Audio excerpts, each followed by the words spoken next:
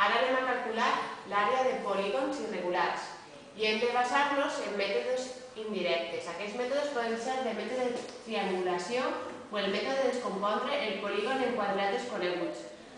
Posem aquest exemple que tenim aquesta figura, un polígon com irregular. Sabem que aquesta és la seva base val 8.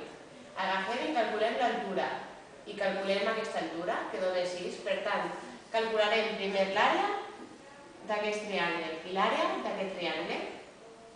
Sabem que la seva altura val 2 i la seva base val 8.